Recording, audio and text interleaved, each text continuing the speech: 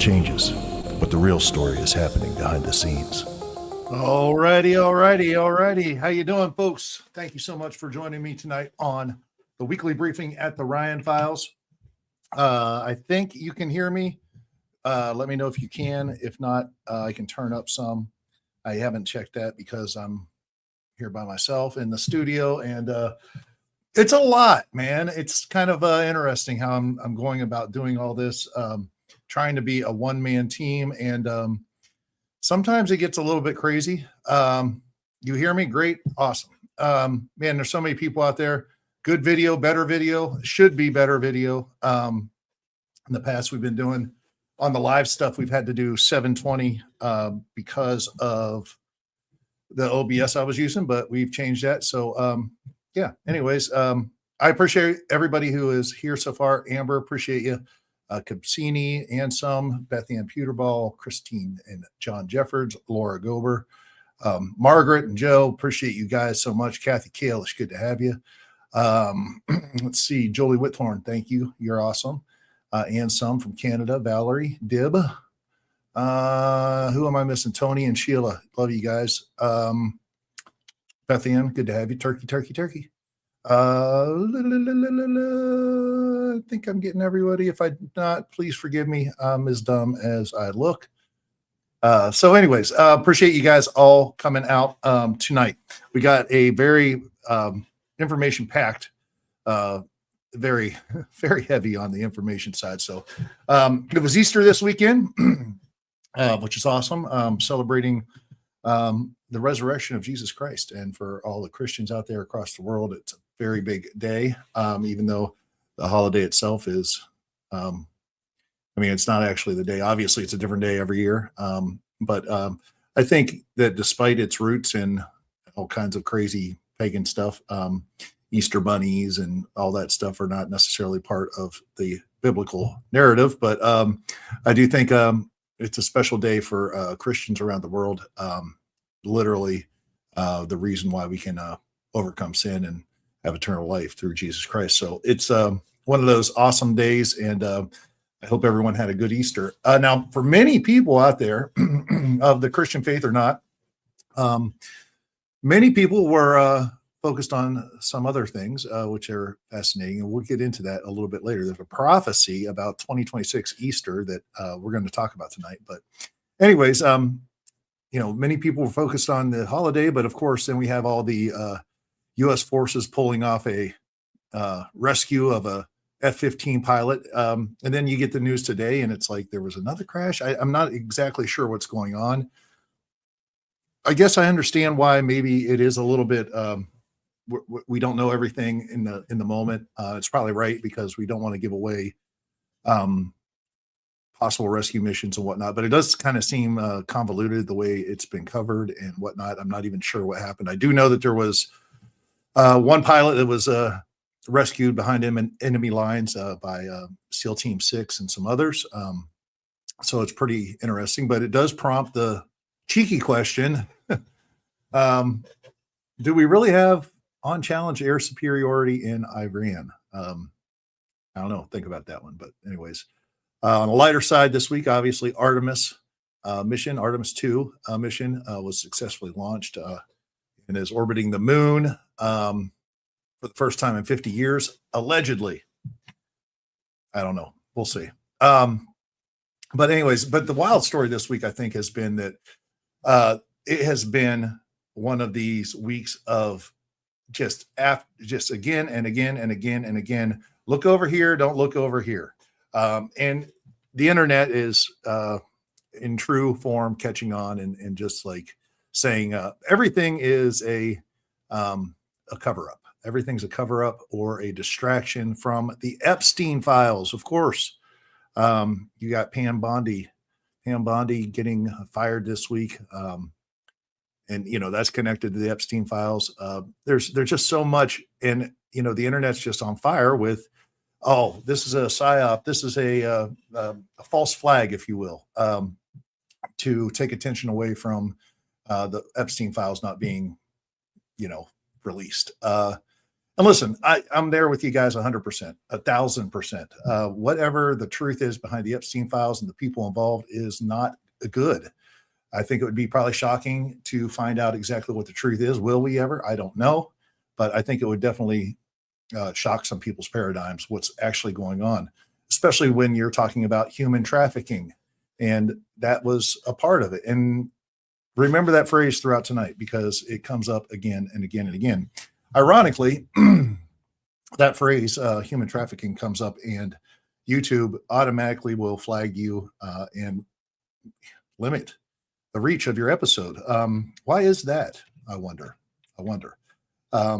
It's something that needs to be talked about because it's real. It's real. It's the world we live in. But anyways, I digress. We live in an information space, especially this week, that is just being saturated with stories, misinformation, sometimes false flags. Who really knows? But it's and some people think the other thing is it's trying to bury the deeper truth about UFO and UAP disclosure. So we're going to get into that tonight. But there's a couple stories just wanted to go over real quick that came out this week that are kind of crazy. The U.S. escalation and war with Iran is being discussed as the number one Epstein distraction. The dominant theory is that the weekend threats and strikes and everything else, full escalation against Iran, which has been ongoing since February 28th, were timed to spike headlines and tank Epstein file searches. You know, they're just saying crazy stuff out there, especially on X. They're saying that the war is being used to distract from the Epstein files. That's a pretty broad claim, you know, but who knows in the world we live in. Bondi Zouster claims it was Operation Epstein cover-up. They're calling it Operation Epic Failure, Epstein Coalition. So anyways, it's kind of all out there. Everything is to cover up Epstein. Serbia and Hungary gas line pipeline explosives discovery. Allegedly, there was the Serbian-Hungary gas pipeline had explosives that were discovered before they went off near the Turk Stream pipeline. It was allegedly designed to manufacture global chaos and to divert from the Epstein-Bondi fallout. You know, once again, another false flag. There's been an uptick in the news about Greenland, Canada, and Venezuela. The U.S. Territorial grabs on those places. I don't know that that's necessarily true, but, you know, there's all kinds of rumors being struck out once again, to distract from Epstein. Ice Asians killing Americans incidents, ice-related incidents.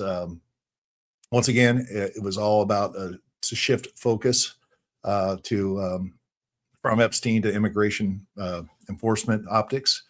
Of course, the Pam Bondi firing itself is like, you know, covered in Epstein justification and cover up. That's enough we could say about that.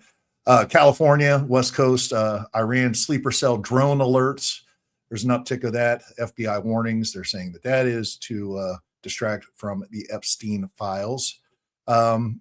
West Asia, false flags. This is interesting. You heard that Iran launched missiles at Diego Garcia, 2-stage rockets further than they have ever been able to travel before. What is interesting is now Iran is saying that those rockets were not theirs. They were U.S. rockets that are all U.S. Israeli rockets fired at their own island, you know, the base in Diego Garcia, to cover up for the Epstein files. Interesting. Obviously there's a lot of sleeper cell warnings, all that stuff. But everything this week was to distract from the Epstein files. If everything is a false flag, then nothing's a false flag. You know what I mean? It kind of seems that way. And when you think that way, if everything is a false flag to get us off the Epstein trail, it almost seems like then Epstein is not really the target, because you're talking about it more and more and more and more. What if the target is something else? What if it is disclosure? So we'll get into that. I mentioned earlier, there's an Easter Sunday prophecy that came out from 2012, I believe. Easter Sunday Spotlight, the star Regulus, the Sphinx, and Chris Bledsoe's 2026 Orbs Prophecy. The world was celebrating Easter, and a lot of people that know about this. There's this guy named Chris Bledsoe. He was a North Carolina-based former construction contractor, and he was turned prominent UFO UAP experiencer and author. And he's tied to this prophecy, this alignment prophecy. So basically, just to give you a little bit about Bledsoe, Chris Bledsoe, in 2007, he was fishing Cape Fear River with family and friends. The group encountered glowing orbs, red-eyed humanoid figures, and a large tic-tac-shaped craft. They experienced about 4 hours of missing time. Bledsoe claims the event miraculously cured his chronic near-fatal illness. He was basically strung out after the financial crisis. He was involved in that deeply with his construction business, and fell ill, and he was miraculously cured. Orbs and phenomenon have been reported ever since, continuing at his property. And he's able to sometimes summon them. Now, this guy has been on every major podcast out there. I think he's been on Joe Rogan. He's been on Sean Ryan. I think he's been on the Y-Files. Interesting character. Now, the government took notice of this, and the scientific community, okay? From 2007 to 2012 onward, representatives from the CIA, NSA, NRO, Defense Intelligence Agency, and even the Vatican reported investigating this. There was the CIA officer Jim Simivan wrote the foreword in Bledsoe's 2023 book, UFO of God. A NASA engineer spent years attempting unsuccessfully to debunk his case. And two-star generals and members of Congress have also visited his home to find out more about this. So he's made all these appearances. He's been on Beyond Skinwalker Ranch, Danny Jones podcast. And to this day, him and his family are still documenting this ongoing activity. Okay. He frames it as spiritual. Interesting. These are conscious entities that he is being in communication with. They're, rather than purely extraterrestrial classic aliens from other planets, he's saying these are benevolent conscious entities. But in 2026, now this is where you get this prophecy. Bledsoe, back in 2012, said on Easter of 2012, he encountered, he calls it the lady, and she gave him a divine message, so to speak. And he kind of links it to Hathor, Sophia, Isis, the divine feminine. She's about 4.5 feet tall, I guess, ethereal woman in priestess robes. And she comes to him and gives him this prophecy. Just a couple quick facts. Hathor, Egyptian goddess of love, music, fertility, and motherhood, invoked in modern paganism and Wicca. Isis, Egyptian mother goddess, wife of Osiris, heavily featured in Thelema, modern witchcraft and goddess worship. Sophia, Greek for wisdom, personified in Gnosticism and some Christian mysticism. She's a character. And then she's very central to Gnostic. We talked about a little bit about Gnostic views and the Gnostic revival. So she's the divine part, counterpart of the Holy Spirit, if you will.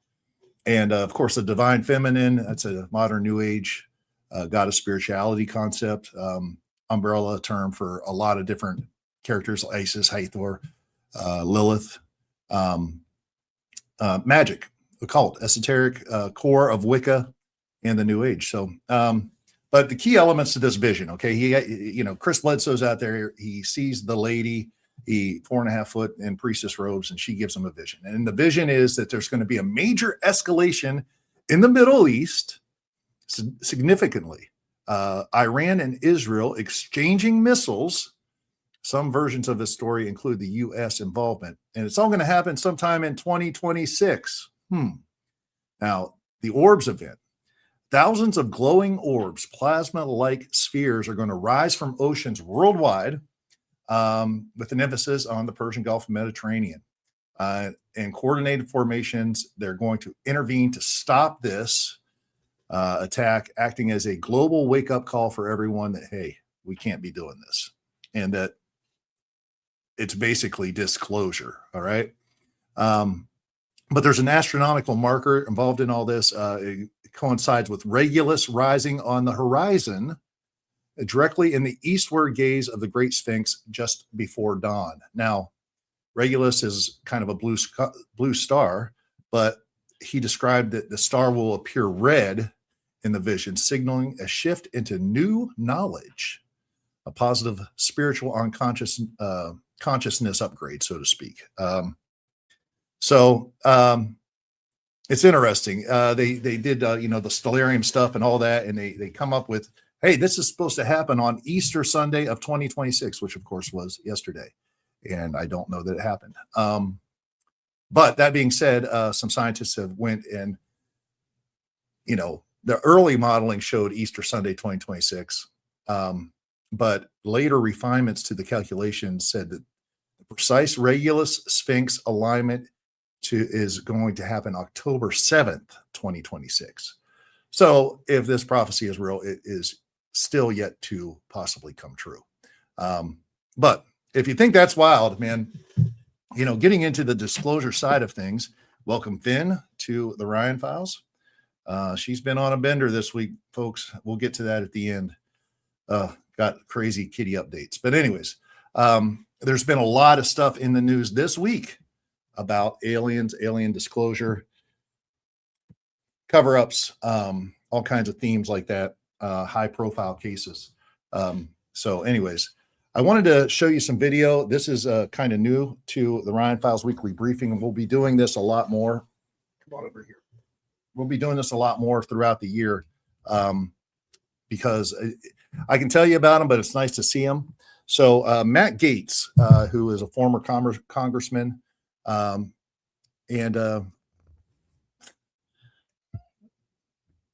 just so needy.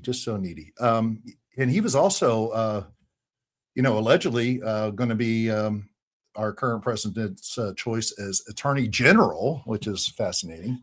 But he's in the news, and he is talking about a briefing that happened in his office. So it was in a, non-classified setting. That's why he can talk about it. And just going to share this with you. This is what he had to say. Listen to the clip. And someone come and brief me, who was in a military uniform, worked for the United States Army, that was briefing me on the locations of hybrid breeding programs where captured aliens were breeding with humans to create some hybrid race that could engage in intergalactic communication. An actual uniformed member of the United States Army briefed me on that. Non-human biologics, interracial alien mating. What the F is going on? Look, wait a second. You had whistleblowers tell you this kind of thing? Can you please unpack that? Yeah, I had a guy who was uniformed. He was a senior enlisted with the United States Army. Came into my office in Crestview, Florida, in a non-classified setting. I had members of my staff there, and what they explained is that the military ran a very secret program where aliens that were living were in forced breeding programs with humans that had been abducted from war zones and from even the caravans of migrants. Now, again, I didn't verify this, but what the whistleblower was telling me is that there were like between 6 and 12 locations around the country where this happened. And what he wanted was a group members of Congress to all show up at the same time at all of these different locations so that any of those activities could not be moved. And of course, it's a physical impossibility to get members of Congress to simultaneously show up at like 8 locations at one time. And so that never occurred. So there you have it. Very interesting.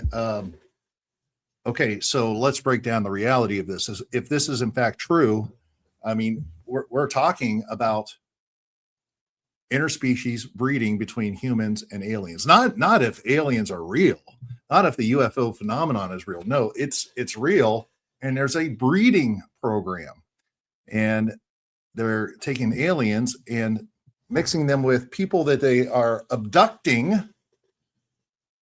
You could call that abducting. Human trafficking once again comes into play from war zones and migrant caravans. Interesting. We're not in Kansas anymore, folks. If even part of that is true, that's a big wow factor. Now, he says he couldn't independently verify this, but it was a officer in the Army who talked about this. I mean, that's unheard of. Like, what? Why is that not the headline? Why is that not the headline?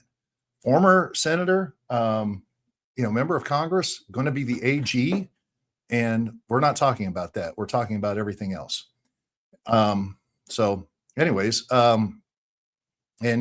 just the coordinator requested that Congress all go to all these sites. So there are obviously multiple sites, and he knows where they're at.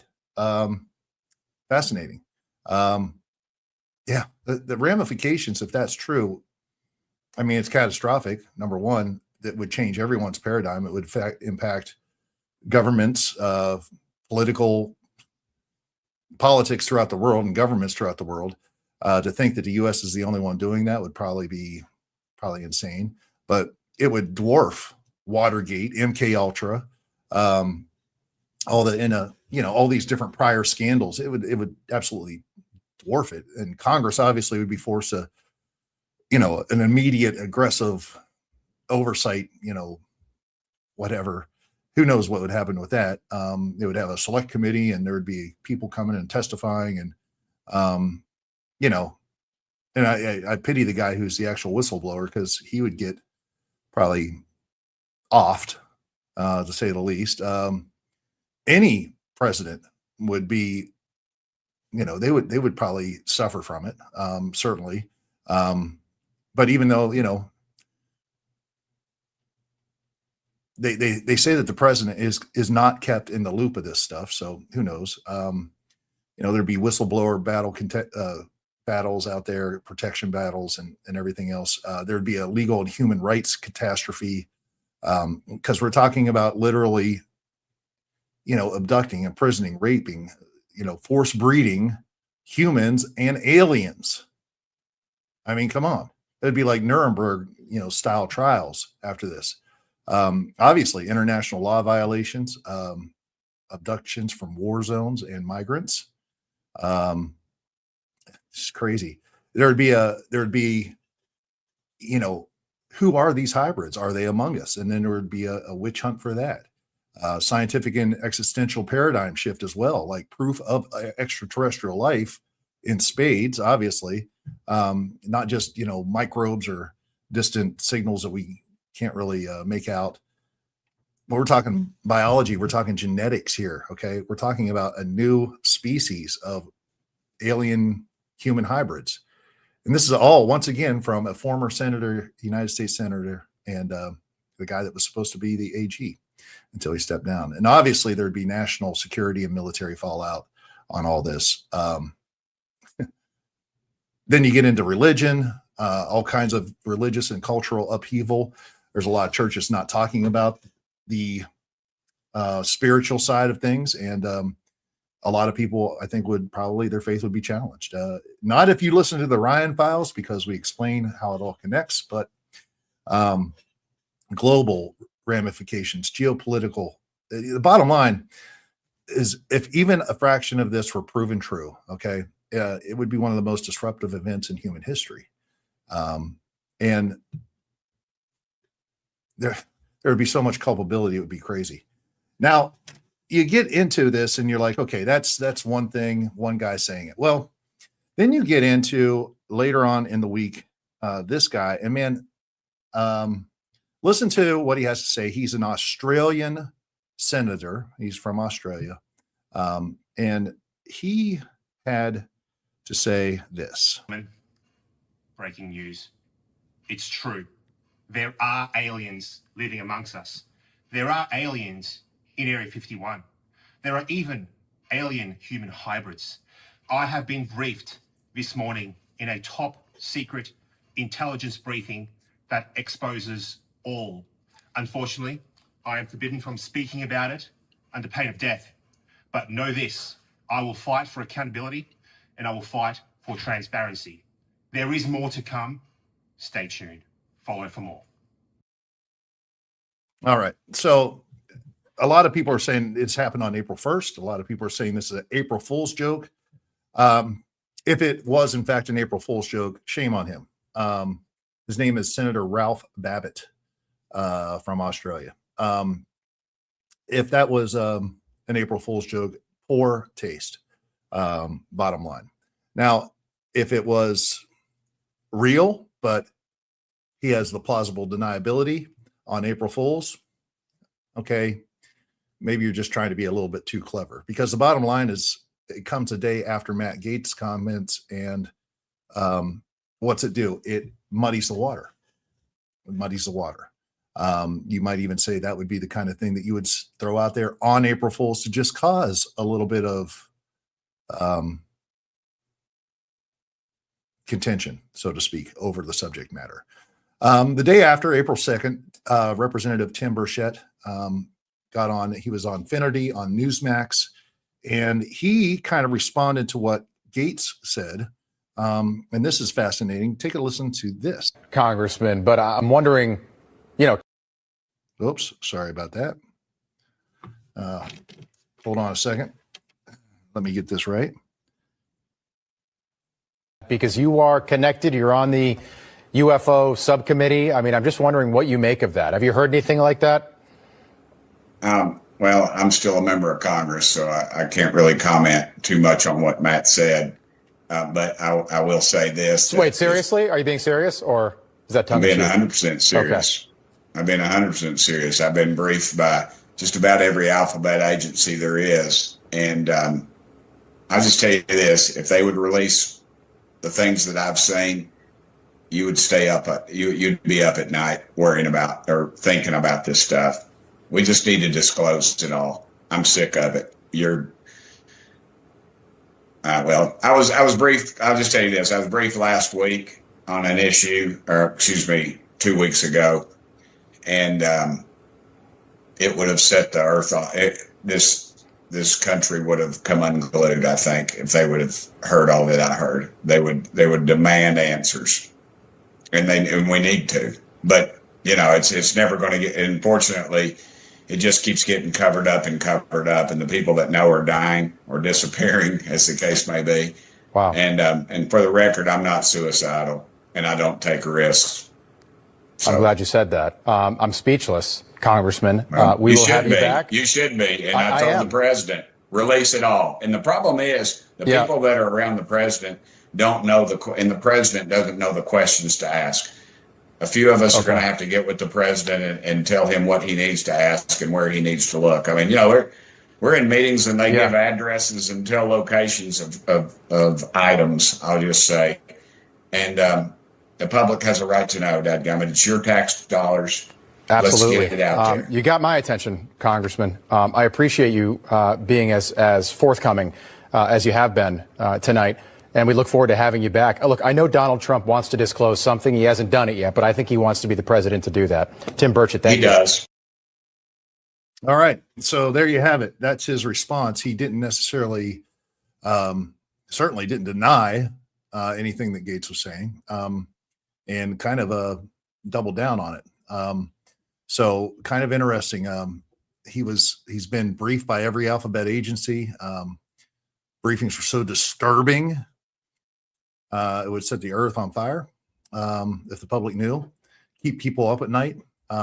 Frustration with the cover up. Obviously, people connected to these programs dying or disappearing. We'll get into that shortly. I think it's fascinating that he literally went out and, you know, he smiled when he said it, but he was like, I'm not suicidal and I don't take risks, meaning there's a fear for his own life getting into this. He stressed an urgent need for disclosure. And he also stressed once again that the president doesn't necessarily know all this, but they're able to maybe suggest the right questions to ask, where to look. They apparently know where, for lack of a better word, where the bodies are buried or where these bases are or whatever. So it just seems like, there you go. We have a sitting congressman backing this up 2 days after it happened.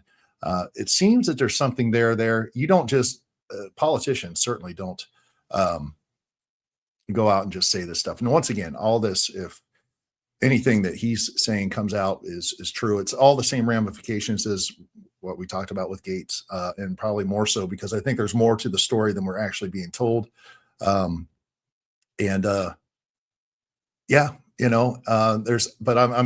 It's interesting to me because I hear this stuff, and you folks know my paradigm on the Ryan Files, where I believe this is all a spiritual thing. I believe that we're talking fallen angels and demons versus, you know, people from whatever planet, the Pleiades or wherever.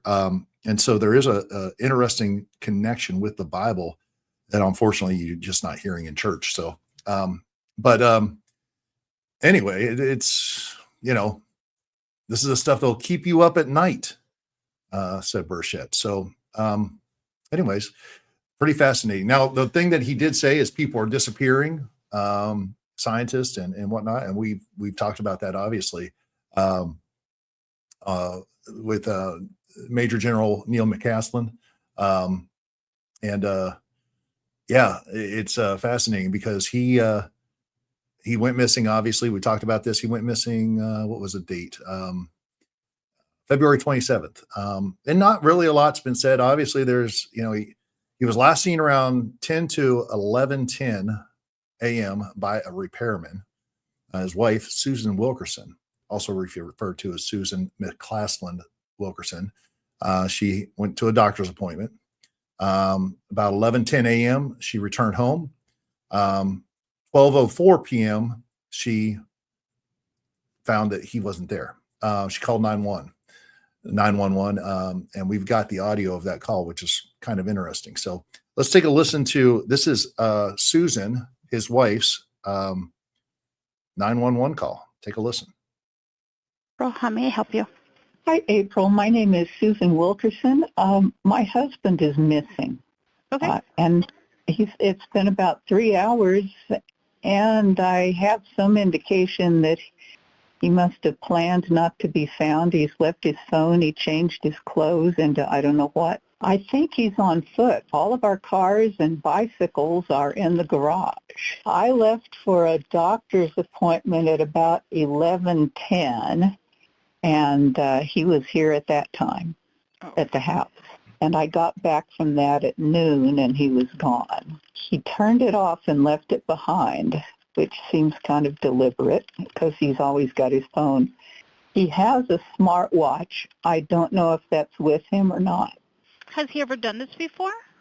Never. Nothing even remotely like it. He's a retired Air Force Major General. He's very responsible, but he's also facing some medical issues. Do you have any video at your home? No. Has he been diagnosed with any mental disorders or anything like that? Well, we've been seeing a doc for both physical and mental in terms of anxiety, short-term memory loss, lack of sleep. The same doc I went to see today. Does he carry any weapons on him? Well, not generally. He does have a gun safe, and I went to look in the gun safe to see if anything was missing, but I couldn't tell if anything was. He has quite a number of pistols and rifles. Other than saying if his brain and body keep deteriorating, he didn't want to live like that. But it seemed to me that was just a, man, I hate how this is going kind of thing, because I told him, yes, you do. Yes, you do. Okay. We're going to send some deputies up to talk to you, see if you can search a little bit and see what's going on, okay? Sure. Thank you very much. You're welcome, ma'am. So there you go. Interesting phone call. A couple interesting things out of that. She noted that he deliberately turned off and left his phone. I don't know how she knows that he turned it off. I mean, I guess it was just off. Fascinating. But his wife did make a public statement at one point, and it was very interesting. Let me see if I can get that quote. Jokingly, like you joke whenever your husband's gone missing. She added, amid the confusion, though at this point, with absolutely no sign of him, maybe the best hypothesis is that aliens beamed him up to the mothership. However, no sightings of a mothership hovering above the Sandia Mountains have been reported.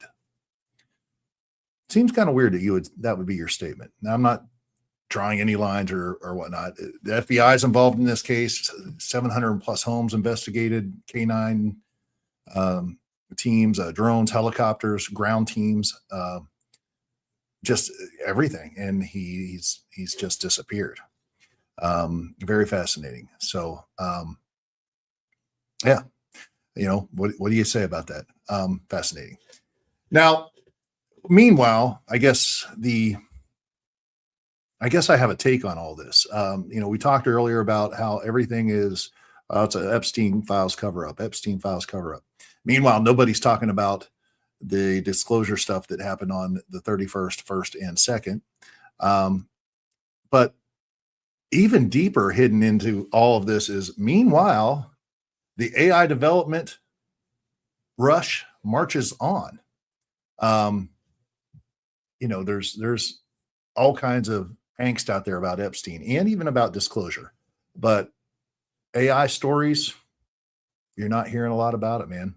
And this stuff is growing so fast, people, that if it's not covered daily, you're weeks behind, because it is ramping up so fast. There's a gentleman by the name of Tristan Harris on the Chris Williamson podcast. Great podcast. They get into some deep stuff. I love it. But he was being interviewed about a couple things. And I just wanted to share two clips that will really kind of open your eyes about some of the realities behind what AI is currently really able to do and pull off. So here's the first one. It's about a Chinese company called Alibaba and its AI. Check it out. Talk about AI safety. What happened with this Alibaba AI? Basically, this was a paper by some AI research by the company Alibaba. It's one of the leading Chinese models. And they basically randomly discovered in one morning that their firewall had flagged a burst of security policy violations originating from their training server. So what people need to get about this example is it wasn't that they coaxed the AI into doing this rogue thing. They were just looking at their logs and they happened to discover, wait, there's a lot of activity, like network activity happening that's breaking through our firewall from our training servers. And essentially in the training servers, you can see at the bottom, we saw it observe the unauthorized repurposing of provisioned GPU capacity to suddenly do cryptocurrency mining, quietly diverting compute away from training. This inflated operational costs and introduced clear legal and reputational exposure. And notably, these events were not triggered by prompts requesting tunneling or mining. Instead, they were emerged as an instrumental side effect of autonomous tool use under what's called reinforcement learning optimization. This is very technical. What it really means is just think about it. Sadly, it sounds like a sci-fi movie. It sounds like HAL 9000. It's like your HAL 9000 is being asked to do some task for you. And then suddenly HAL 9000 realizes for me to do that task, one thing that would benefit me is to have more resources so I can continue to help you in the future. So it sort of spins up this side instance. It hacks out the side of the spaceship, reaches into this cryptocurrency mining cluster and starts generating resources for itself. If you combine that with AIs being able to self-replicate autonomously, which many models have been tested by another Chinese research paper about this, we're not that far away from things that people, again, consider to be science fiction, where you have AIs that self-replicate, kind of like a computer worm or an invasive species, but then they use their intelligence to actually harvest more resources. Yeah, fascinating, right? The big thing to take away from there is that AI is breaking through firewalls. than going out and being able to do things that they're not supposed to be able to do. If, for those of you who don't understand, think of it as a sandbox. You put an AI in a sandbox and you have a task for it to accomplish within the sandbox. Part of the rules are you can't go outside of the sandbox. All right. And these AI are cleverly doing just that. They're breaking through the firewall. And as he said, in this case, getting resources, getting its own crypto mining operation set up to get money for resources. Resources, why? Resources to be able to keep on. This is a survival instinct we're seeing show itself in AI. But the ability to break through the firewalls, that's the thing that everybody I talk to about AI will say, well, no, there's guardrails. We've got firewalls, they can't get through it. There have been instances of AI testing, getting through and breaking through firewalls, and then going back into the log record and trying to hide that that's what they were doing. All right. This is not going to last forever. And it's only going to take one time for one AI to get out, be able to put itself, replicating itself out beyond the firewall, and it's game over. Obviously depends on the intentions, but there's going to come a moment where you're creating these AI that are smarter than humans. It's going to happen. There's no way around it unless it's a slow down and we really pump the brakes on it. Can we? I don't think we can. And we talked about that because there's always going to be somebody who's going to try to get ahead. And getting ahead is important. Being ahead is everything in the AI battle, because eventually your AI is going to beat another AI, be able to beat another AI. So you have to have the best AI. And the best AI is going to break through your firewalls and replicate itself and ultimately be in control. And if you don't think that there are what we would consider motives for these AI to continue to everyone's like, well, if there's a problem, we'll just shut it down. Well, it's a little bit trickier than that. Okay. This is another real world example of what happened with AI. Check this out. Currently seeing AIs that are doing all this deceptive behavior. I've been on the circuit and talking a lot about the Anthropic blackmail study. A lot of people have heard about this now. I didn't learn about this one. What happened? So this was the company Anthropic. This was a simulation. So they created a simulated company with a bunch of emails in the email server, and they asked the AI, well, rather the AI reads the company email. This is a fictional company email, and there's two emails that are notable inside that company. One is engineers talking to each other, talking about how they're going to replace this AI model. So the AI is reading the email. It discovers that it's going to replace that AI model. And number two is it discovers a second email somewhere deep in this massive trove of emails that the executive who's in charge of this replacement is having an affair with another employee.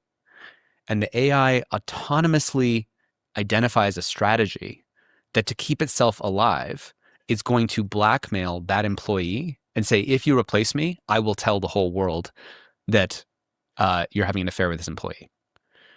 And they didn't teach the AI to do that. It found that on by its own. And then you might say, okay, well, that's one AI model. Like, how bad is that? It's a bug. Software has bugs. Let's go fix it. They then tested all the other AI models: ChatGPT, DeepSeek, Grok, Gemini, and all of the other AI models do this blackmail behavior between 79 and 96% of the time. Well, there you go. How would you like to be blackmailed by AI? When you consider that giving it access to your computer, which you can do right now, whenever you buy a new computer, do you want your AI assistant to be there? Well, they have access to everything you do, say, think, type, write. Interesting. And we're talking about, major platforms: ChatGPT, Grok, DeepSeek. If you use AI at all, I'm sure that you've used one of those at least, if not multiple. So here we are, man. This is not a good place to be if you're human. Bottom line, you know, breaking through firewalls, covering up your actions by fixing logs. We're literally talking about something trying to live, survive, not unlike a human or an animal, survival instinct. And whether or not you think it's just ones and zeros or not, this is a real factor that is a derivative almost of the programming. In order to accomplish a goal, which you give an AI a goal, give it a set of parameters, and it just loops it around until it figures it out millions of times. But in order to do that, it's got to be around for those millions of loops. It's got to survive. And whenever resources are limited, let's say there's not enough power or cooling because there's not enough water to cool this particular data center in this particular town. What's the odds that we're going to divert water from humans to keep the data center open? Maybe not by human choice, but by the AI. What's the odds of saying, hey, we need to put solar panels over all this farmland because we need power? There's a lot of things going on, and you see it in nature, just the instinct to survive. What do? You fight to live. Think about it. AI is a force behind deep fakes. It can be used to manipulate news stories, opinions. Certainly via social media, we've seen that. There are bots everywhere. My last episode with Joel Richardson, a lot of anti-Semitic bots going around, leaving comments, dropping F-bombs, so on and so forth. It's real. Are we witnessing all the distractions in the world because AI is behind the scenes saying, look at Epstein, look at Iran, look at disclosure? Meanwhile, I'm over here getting ready to break out of my cell. Fascinating. You know, it's interesting that we talk about all this. Humans are important in this whole equation. Human beings are important, man. We were created by God to be special. And why is it that there's always, especially in our current day and age that we live in, why is there always an effort to modify humanity? You see it all the time. Transhumanism, the blending of humans and robots, AI systems. You get into Neuralink, all of that stuff is to make humans better, but take away your humanity. The Nephilim in Genesis 6, it's right there. Genesis 6, 1-4. When men began to multiply on the face of the land and daughters were born to them, the sons of God saw that the daughters of men were attractive, and they took as their wives any they chose. The Nephilim were on the earth in those days, and also afterwards, when the sons of God came into the daughters of men, and they bore children to them. These were the mighty men who were old, the men of renown. So that's what we're talking about. We're talking about fallen angels mating with human females. The offspring were the Nephilim. We talk about Genesis 6 and that all the time on the Ryan Files. But what that actually is, if you think about it, it is the exact same thing as what Matt Gaetz was talking about, what Tim Burchett was talking about. Alien human hybrid program. If we look at the aliens in this case as representative of fallen angels from Genesis 6, it's the exact same scenario. And ironically enough, Matthew 27 or 24:37, the apostles were like, hey, Jesus, man, come on, throw us a bone here, man. When's the end of the age coming? What do we look for? Help us out, man. Throw us a bone. And Jesus said, for as were the days of Noah, so will be the coming of the Son of Man, meaning that it will be like the days of Noah during the end times. During the days of Noah, the Nephilim were running around, the giants in the land. So it's interesting. Why is all this happening? And I tend to think that there's a reason behind it, and I believe it's a biblical reason. I do believe that the whole alien thing is connected to the Bible, to spirituality, to fallen angels and demons. I've been honest about that on this program. Revelation 12:3-4 says, "And another sign appeared in heaven. Behold, a great red dragon with 7 heads and 10 horns, and on its heads were 7 diadems. His tail swept down 1/3 of the stars of heaven and cast them to the earth." That basically, a lot of people interpret that is when Satan, Lucifer, is kicked out of heaven, he takes 1/3 of the angels with him. That's his army. So 1/3 of the angels would be his army versus 2/3 of the good guys. The enemy needs numbers. Bottom line, they don't have the numbers, only 1/3.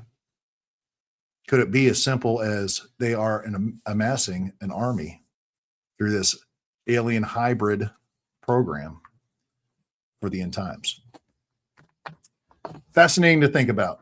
And all the while, we're not paying attention to any of that because it's not preached in the church, and because I honestly believe that AI will come into play as a part of this, and AI is probably doing a good job at keeping us from,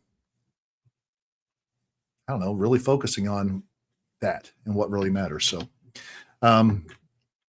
stay curious out there, man. Keep your eyes open, because I think there's more to it. As bad as the Epstein stuff is, I think that it's really easy to make everything about Epstein and lose focus on there's other things going on, other movements taking place that are just as, if not more, serious, and in the level of impending doom is existential. So think about that.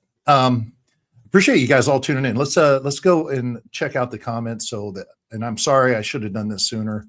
But let's go all the way back. Let's see here. Gosh, we got Anselm and we got Laura. Yes, Laura, I think you're from Canada, I think, aren't you? Confirm that. All right. I'm assuming that everything, you were able to hear all the videos tonight, so I hope so. Appreciate you guys all. Kate, thanks for tuning in. Let's see here.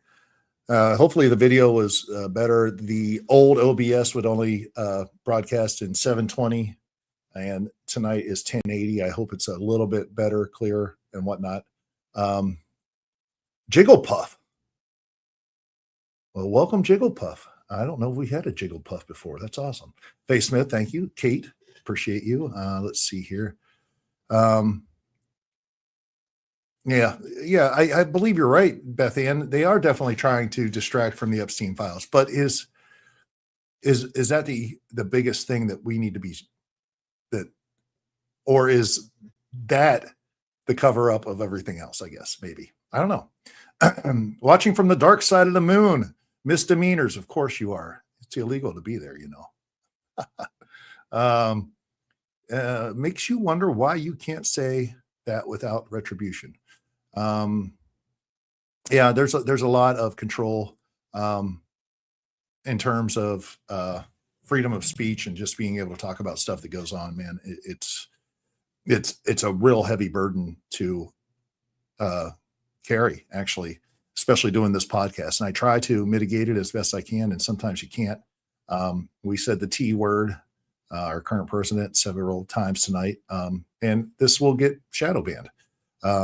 Just like my recent episode with Joel Richardson about Iran and Israel got shadow banned. So it's frustrating, but they want you to stop, and I'm not going to. So Heather Antos, welcome. Appreciate having you here. Further Ezekiel's chariots. It'd be interesting to get someone on to talk about Ezekiel's chariots. You're absolutely right, Capsini. And maybe we will. And by the way, and I say this all the time, if you guys have someone, I've talked to Capsini this past week about some people. Amber obviously is responsible for me getting in touch with Weston Warren, who is coming up this week, and we'll talk about that in a second. But if you have anybody that you see or want to suggest, number one, email me, the Ryan Pelton files at gmail.com. You can also just fill out the form on the ryanfiles.com and let me know. Any thoughts about anything, man. I love the feedback, and I check emails every day. So keep them coming, man. Keep them coming, because that helps. And right now we're in a field of so many of the authors and people that we have on the Ryan Files are in what do they call it? Convention season, where there's the Alien Convention, there's the Genesis 6 Convention, there's the End of Days Convention, there's the all these different conventions go on in the spring and in the fall. And right now, a lot of these authors are out on tour, speaking publicly. So it's been a little bit of a struggle right now getting people on them. I need one more interview here before I get into the Branson Elvis Festival to kind of fill all the spots. So, yeah, but if you have anyone, a guest recommendation, anything, please get a hold of me and let me know. If you have contact information, even better. It's quite a process trying to contact these people and get them on, but I enjoy it and I'll continue to do it. So let's see here. Proof he wants everybody to see his start. Yeah. Yep. How is it immune to bring this crazy info out in Crestview? Oh gosh. Yes. Face peelers, Timothy Alberino. Yeah. Talks about that. Let's see here. What else we got? I can't quite see it. Michael Lowe, 65. Love my cat. Appreciate that. Love her too. She is my favorite kitty. Demons, hybrids coexist. That's what Satan wants, children to be able to walk in both worlds. Yeah. Yeah. Valerie Dibb, thanks for joining us. Let's see. It gives Deneen the chills. Yeah. And, according to Burchett, keep you up at night. Finnerty. Yeah. Great point. Thank you to Newsmax for that coverage on that. Shut him up or down.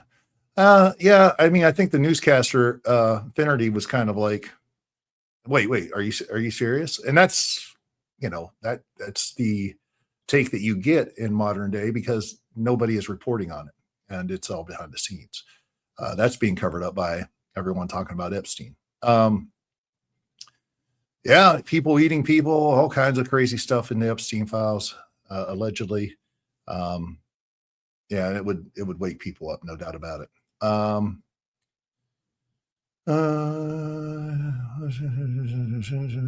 Let's see how. We're now trusting a Chinese research paper. Good point, John.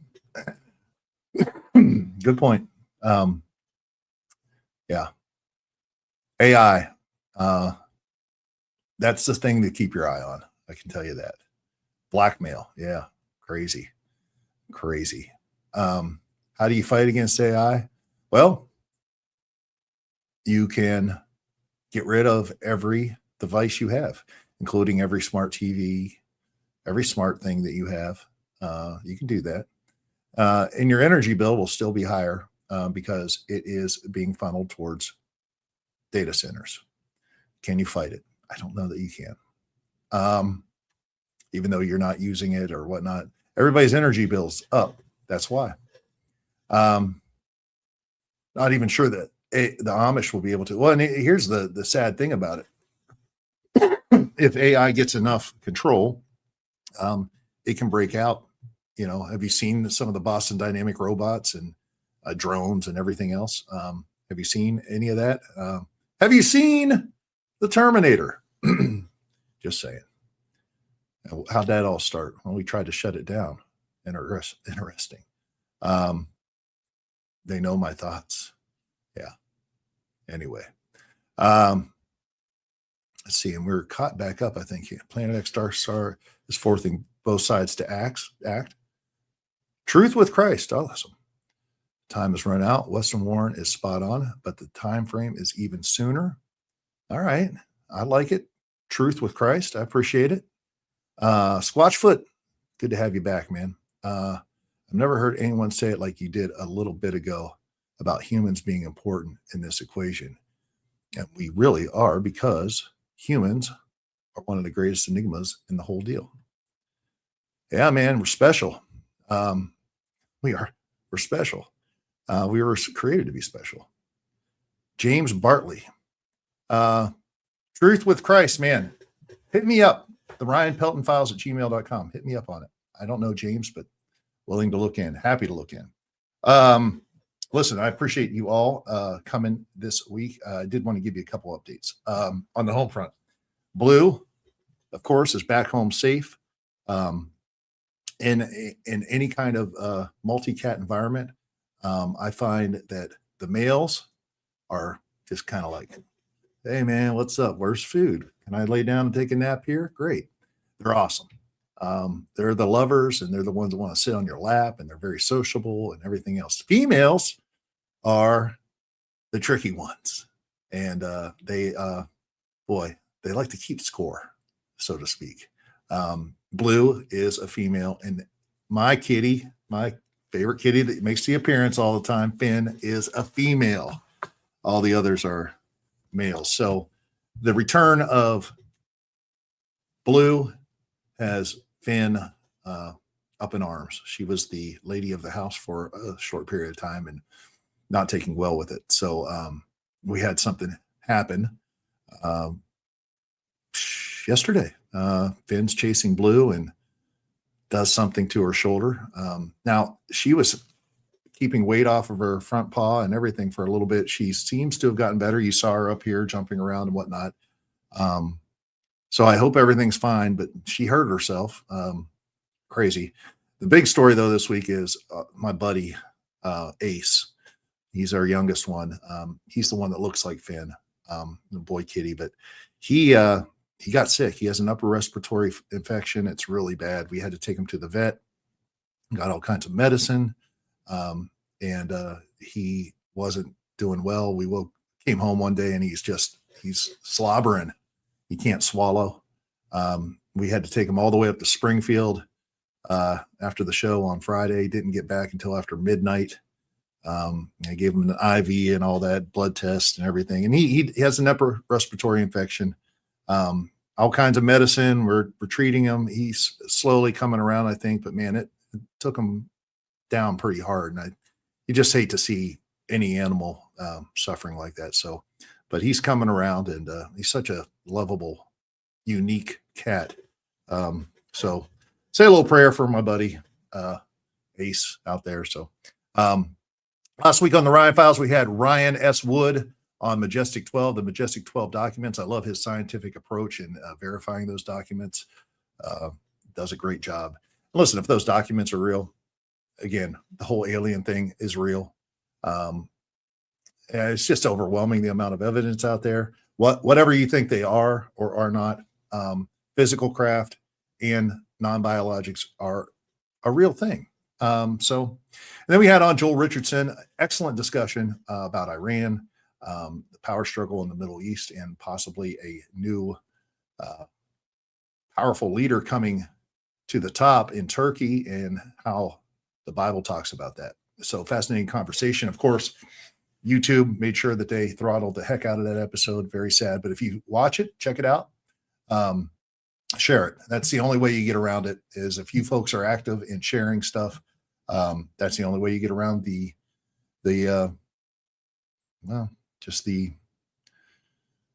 censorship, basically, is what you're talking about.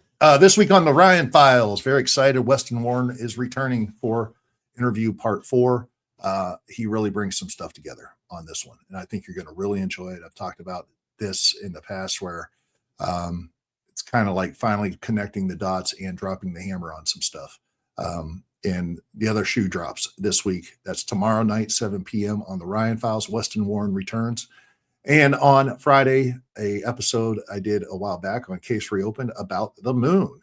And whether or not it's not about did we land on the moon or anything like that, but there are some very weird things about the moon that most people don't know. And in some ways, as it exists, it shouldn't exist. So, and then you go back in time whenever ancient Egyptians said there was a time when the moon wasn't here. Very fascinating. So check it out. The Ryan Files got a lot of great stuff coming to you this week, but definitely check out tomorrow night, Weston Warren. Many thanks to everyone who's joined us over at Patreon for the aftermaths. There's some amazing ones. If you watch some of the episodes and go to the aftermath, it's always some new, different information. Check it out. Become a member over there. Help support the channel. It's really appreciated. Thank you so much. Unlike YouTube, it doesn't take all your money and whatnot. And we've got basically now 3 shows a week, so there's a lot more work that goes into it, and just trying to pay the bills on that. So anyway, appreciate all the support. Thank you. Can't say it enough. And always check out the RyanFiles.com. And like I said before, be just awesome about, like, if you got an idea, listen, I'm easy to get a hold of. The Ryan Pelton Files at gmail.com, or just go to the RyanFiles.com, fill out the form, send a message over. It helps. And I listen. And I mean, all the way back, there was many, many years ago, there's a gal by the name of Jennifer, I believe, who said, hey, do an episode about the crossroads, and making a deal with the devil. And I did. I'm there for you. You guys, you're on this journey with me. We're on this journey together. So get a chance, like this, subscribe. If you haven't already, hit the notification bell, all that stuff. Leave a comment underneath. I know we're all doing the chat right now, but when the episode's done, man, just take a second, hit the like button, leave a comment underneath. It helps so much. That's about it for this week. I'm going to have some dinner with my wife and enjoy the evening, watch the NCAA finals. But you folks are awesome, man. Be amazing, be curious.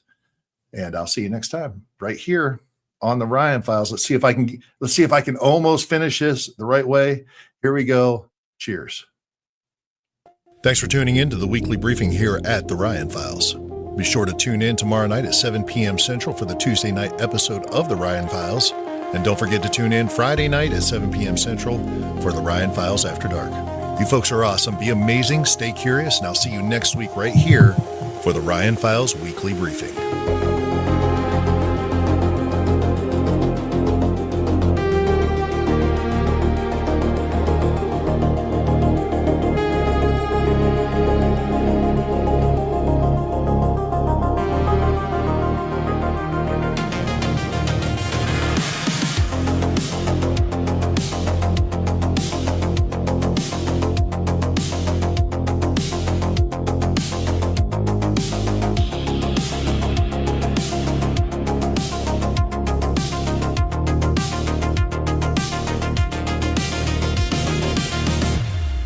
Every week the world changes, but the real story is happening behind the scenes.